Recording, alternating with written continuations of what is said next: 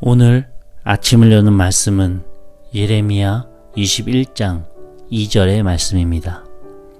바벨론의 느부갓네살 왕이 우리를 치니 청하건대 너는 우리를 위하여 여호와께 간구하라. 여호와께서 혹시 그의 모든 기적으로 우리를 도와 행하시면 그가 우리를 떠나리라 하니. 할렐루야. 오늘 말씀을 통해서 주님의 뜻을 깨닫는 지혜와 기도의 응답을 누리는 은총이 우리 모두에게 넘치게 될 줄로 믿습니다. 오늘 이 본문은 남유다 나라의 마지막 왕이었던 시드기야 왕이 사람을 시켜서 예레미야 선지자에게 기도 요청을 하고 있는 내용입니다. 현재 남유다의 예루살렘은 바벨론에게 포위를 당해서 점점 수세에 몰리고 있는 상황이었습니다.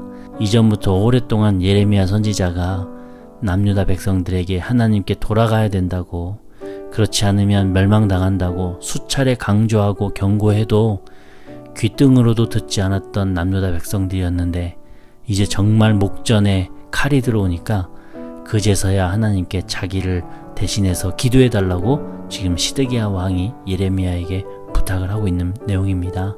2절의 내용인데요. 바벨론의 느부갓네살 왕이 우리를 치니 청건대 너는 우리를 위하여 여호와께 간구하라. 여호와께서 혹시 그의 모든 기적으로 우리를 도와 행하시면 그가 우리를 떠나리라 하니. 이 구절에서 시드기야 왕의 마음을 알 수 있습니다. 여러분은 이 구절을 읽으실 때 어떤 마음이 드시나요? 왕의 간절함을 느끼십니까? 저는 개인적으로 느끼는 것은 간절하기는커녕 혹시 되면 좋고 안 되면 말고 라고 하는 이 찔러보기 신앙이 느껴졌었습니다. 찔러보는 신앙.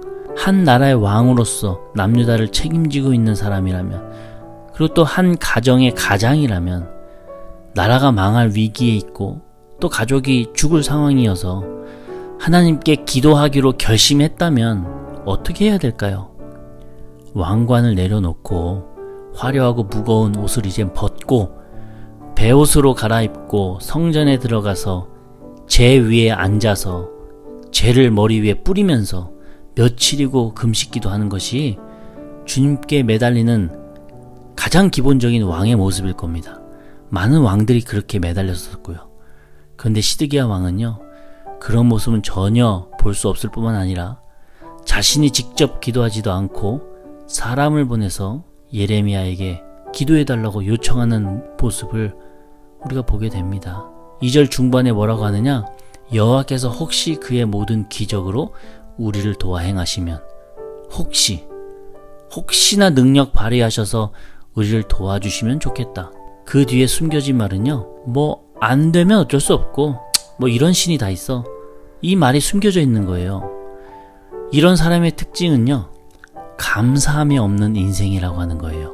저는 개인적으로 가장 인간적인 매력을 못 느끼는 사람은 감사를 모르는 사람입니다. 짧은 인생이지만 감사할 줄 모르는 사람과는 함께 할수록 제 마음이 힘들어지더라고요. 지극히 자기 중심적인 이기주의에 빠져 있기 때문에 타인을 도구로 여기는 것이 습관화되어 있습니다.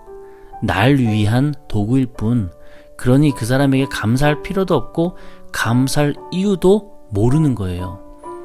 저는 시드기야 왕의 이런 말과 행동에서 이기주의를 봅니다. 만약에 시드기야 왕의 요청대로 예레미야가 열심히 기도했고 하나님께서 정말 바벨론 군사들을 물러가게 하셨다면, 그렇다면 시드기야 왕은 어떻게 했을까요? 하나님께 감사했을까요? 아니요. 감사하기는커녕 큰일 날 뻔했네, 잘 지나갔다, 다행이다, 끝. 이렇게 자기 안심으로 끝날 사람입니다. 하나님을 수단으로 이용했을 뿐 결과적으로는 여전히 하나님께 돌아가지 않는 사람, 내 행복이 가장 중요한 이기적인 사람이기 때문입니다. 실제로 시드기야 왕이 이후에 어떻게 했는지 아십니까? 정말 하나님을 찾았던 거였다면 더 어떻게든 하나님 붙잡으려고 노력했겠지만 아니에요. 시드기야 왕은요, 예레미야 선지자가 돕지 않고 오히려 저주하자 실제로 전세가 기울고 도무지 예루살렘이 버틸 수 없는 지경이 되었다고 판단해서 밤에 몰래 야반 도주를 합니다.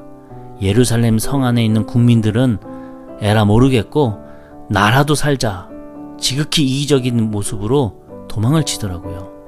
국민도 자신의 행복을 위한 도구였을 뿐이었다는 겁니다. 그러니 그들을 버리고 몰래 도망칠 수 있죠. 그렇게 애굽 땅으로 피신해서 애굽 왕에게 도와달라고 요청할 생각이었었어요. 그런데 시드기야 왕의 계획대로 되지 못했고 일이 틀어져서 여리고 성에서 바벨론 군사들에게 붙잡힙니다. 그렇게 바벨론 느부갓네살 왕 앞으로 끌려가 두 눈이 뽑히고 죽을 때까지 감옥에 갇혀 비참하게 생을 마감하게 되죠. 자신을 너무 사랑했던 이기적인 왕의 최후입니다. 하나님은 중심 보신다고 하지 않으십니까?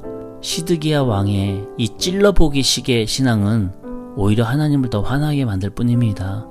바벨론에게 포위당해 이러지도 저러지도 못하는 정말 가장 늦었다고 생각될 그때라도 정신 차리고 간절하게 하나님 붙잡고 하나님께 엎드리고 하나님께 간구했더라면 과연 하나님의 마음이 이렇게까지 완고하셨을까요? 저는 분명 아니실 거라고 생각합니다. 하나님께서 이스라엘 백성들이 진정으로 돌아오기를 얼마나 기다리시는데요. 그러나 여전히 진정으로 돌아갈 생각은 없었던 시드기야 왕이었었어요. 우리는 이 시드기야 왕의 행동을 통해 기억해야 합니다. 무엇보다 먼저 이런 위기의 상황까지 가기 전에 미리 기도하자는 거예요. 하나님께서 말씀해 주시면 순종하겠다고, 주님께서 내 삶의 주인 되어 달라고, 그리고 인도해 달라고 미리미리 기도하는 겁니다. 그런데 혹시나 내가 정신 못 차리고 또 내 뜻대로 방황하다가 정말 위기 상황에 그 끝까지 내가 몰리게 되었다면 그때라도 진심으로 결단하고 하나님께 세게 매달려야 됩니다. 머릿속으로는 다른 자선책들을 막 계산하고 있으면서 행동만으로 하나님께 매달리는 그런 연기는 더더욱더 해서는 안 될 겁니다. 하나님은 우리의 중심을 1000% 꿰뚫어 보고 계시기 때문이죠. 주님은 전심전력으로 하나님께 매달리는 주의 자녀를 기다리신다는 거예요. 아실 분들도 계시겠지만 저희 가정의 아기가 조금 성장이 느린데 부모로서 열심히 노력하면서 또 그 수준을 끌어올리려고 애쓰고 그럴 때 호전도 보여주고 또 조금 퇴보하는 모습도 보이기도 하고 합니다. 부모로서 하루에도 몇 번씩 마음이 무너졌다 돌아왔다 해요. 이런 고난의 때, 이런 위기의 때일수록 단순히 인간적인 노력만 최선으로 하는 게 아니라 정말 중요한 신앙적으로는 더더욱더 전심전력으로 하나님께 매달리는 주의 자녀를 기다리고 계신다는 것을 요즘 더더욱더 느낍니다. 단순히 인간적인 노력만 하는 게 아니라 신앙적으로 더욱 주님께 매달리는 부모가 되기를 주님께서 기대하고 계시더라라는 것을 요즘 느낍니다. 시드기야 왕은 나라가 망하고 국민이 죽고 자신의 목숨도 끊어질 위기에 놓여 있었어요. 왜 인간적인 머리가 안 굴러가겠습니까? 계산도 하죠. 근데 무엇이 빠졌나요? 신앙적으로 하나님 붙잡고 매달릴 생각은 전혀 계산하지도 않고 생각하지도 않는다는 거예요. 하나님과의 관계의 회복 없이 나라의 회복을 논하고 국가 안보의 회복을 원했던 시드기야 왕의 행보를 보면서 우리는 꼭 기억해야 됩니다. 주님이 빠진 위기 속에서의 그 회복과 치유는 있을 수도 없고 혹 있어 보인다 하더라도 다시 원위치로 돌아갈 수밖에 없다는 것 기억해야 됩니다. 오히려 하나님의 분노를 더 불러올 뿐이죠. 나에게 하나님은 여러 가지 계산 중에 날 위기 속에서 건져줄 수단 중에 하나일 뿐입니까? 아니면 이 위기 속에서 내가 유일하게 붙잡고 매달릴 주인이십니까? 그 답은 내 자신만 알겠죠? 그리고 하나님께서는 아실 겁니다. 오늘 하루도 하나님과의 관계 회복이 가장 우선이라는 것을 기억하시면서 우리의 중심만을 보시는 그 하나님 앞에서 내가 서 있다라는 것을 기억하시며 내 마음을 점검하고 내 신앙을 점검하는 하루 되기를 바랍니다. 위기 속에서 주님 붙잡고 주님의 뜻을 듣는 복된 우리 영등포 중앙교회 성도님들 다 되시기를 주님의 이름으로 간절히 축원합니다. 아멘.